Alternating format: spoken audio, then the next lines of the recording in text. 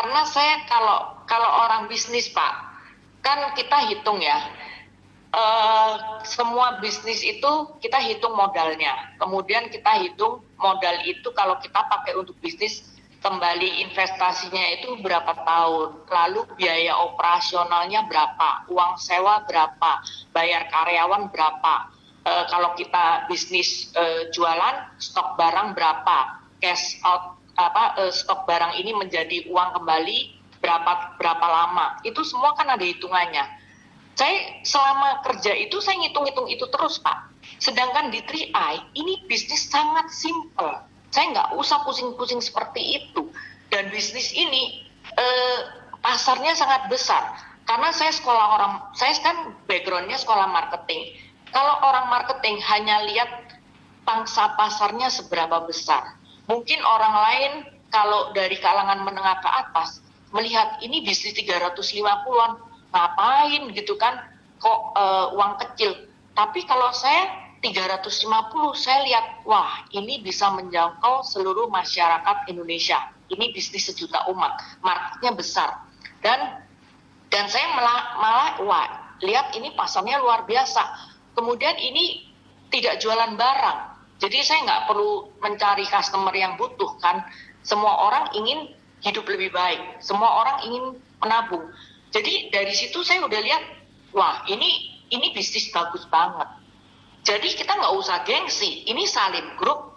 Kalau saya cerita sama teman saya ya, terus dia agak nyinyir gitu, kayak kok lu nggak gengsi sih ngerjain ini? Emang kenapa? Saya bilang gitu. Ini bisnis halal, ini bisnis sangat bagus. Ini kita bermitra dengan Salim Group. Emang perusahaan lu lebih gede dari Salim? Saya gitu. Kantor lu lebih gede dari Salim, gitu. Ya kan? Jadi kenapa tidak gitu loh? Ini bagus banget bisnis ini.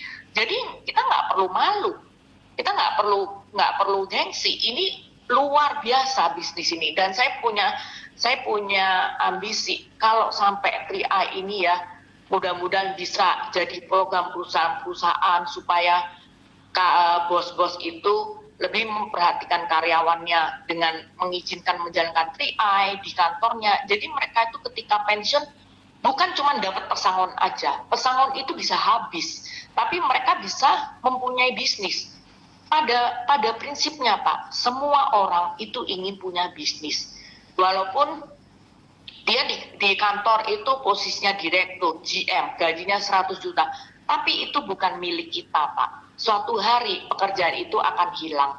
Saya itu sangat sadar akan itu, sangat sadar. Saya tahu pekerjaan saya itu tidak saya milikin selama-lamanya. Makanya saya selama kerja itu ya saya nabung, saya investasi, saya udah mempersiapkan semua itu. Cuman kejadiannya itu ya tadinya saya pikir saya akan pensiun di usia pensiun, tapi ternyata kan kehendak kejadiannya beda ya. Nah ini juga saya sharing buat teman-teman ya. Kadang-kadang kita pikir, oh usia kita masih 20, 30-an, masih jauh lah pensiun. Kita masih bisa seneng-seneng, foya-foya, nggak usah mikirin pensiun karena masih jauh. Tapi ingat, hidup itu seperti roda. Mungkin hari ini kita nggak punya masalah, secara perekonomiannya baik-baik aja, tapi bisa aja tiba-tiba orang tua kita sakit atau anak kita sakit, memerlukan biaya yang besar atau membutuhkan perhatian kita sehingga kita nggak bisa kerja lagi karena harus nungguin mereka sakit. Hal-hal seperti itu sebenarnya bisa terjadi aja. Jadi kalau kita punya income yang seperti 3i ini ya, passive income itu sangat bagus. Jangan mengandalkan satu income. Saya sangat percaya itu. Makanya ketika saya kerja pun, saya juga senang berbisnis gitu.